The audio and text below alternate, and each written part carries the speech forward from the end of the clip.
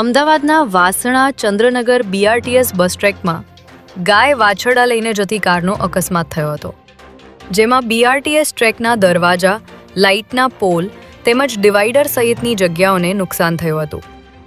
અકસ્માત બાદ કારમાંથી 3 ઇસમો ભાગી ગયા હતા, જ્યારે એક વ્યક્તિને સ્થાનિક લોકોએ ઝડપી પાડ્યો હતો. ત્યારે આ મામલે એન ડિવિઝન ACP SM પટેલે જણાવ્યું હતું કે દાણીલી મડાના નાસિર ખ્રિસ્તીએ બારેજાથી ગાયો મોકલી હતી અને ઇમરાન તેમજ એઝાઝ નામના યુવકો ગાડીમાં હતા, જે ફરાર થઈ ગયા હતા.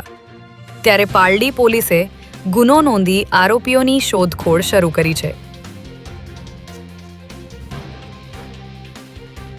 અમદાવાદ ગ્રામ્યના બાવળા તાલુકાના ધનવાડા ગામેથી એક દુઃખદ ઘટના સામે આવી છે, જેમાં છેલ્લા 10 કલાકથી ગુમ થયેલા 4 વર્ષના માસૂમ બાળક ધાર્મિક વાટુકિયાનો મૃતદેહ ગામના તળાવમાંથી મળી આવ્યો છે.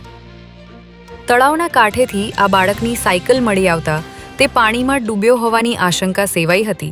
ત્યારે આશરે 10 કલાકની લાંબી જહેમત બાદ માસૂમ બાળકનો મૃતદેહ તળાવના તળિયેથી મળી આવ્યો હતો. ફાયર વિભાગે બાળકના મૃતદેહને બહાર કાઢી પોલીસને સોંપ્યો હતો. ત્યારે 4 વર્ષના પુત્ર ધાર્મિકના નિધનના સમાચારથી પરિવાર શોકમાં ગરકાવ થઈ ગયો છે. સાણંદ પોલીસે નિર્વાણા ગ્રીન્સ વીકેન્ડ હોમમાં ચાલતી હાઈ પ્રોફાઇલ દારૂ હુક્કા પાર્ટી પર રેડ કરી 81 યુવક યુવતીની અટકાયત કરી છે. સાણંદના પ્રાઇવેટ વીકેન્ડ હોમમાં મુંબઈના એક શખ્સે પોતાના સાઢુની 25મી મેરેજ એનિવર્સરીને લઈને થીમ પાર્ટી યોજી હતી, જેમાં મહેમાનોને કેક, હુક્કા અને દારૂ પીરસવામાં આવ્યો હતો. ત્યારે પોલીસે બાતમીના આધારે રેડ કરતા જ મહેફિલમાં અફરાતફરી મચી ગઈ હતી. પોલીસે અહીંથી 81 યુવક યુવતીઓની અટકાયત કરી તેમના મેડિકલ ટેસ્ટ કરાવ્યા હતા.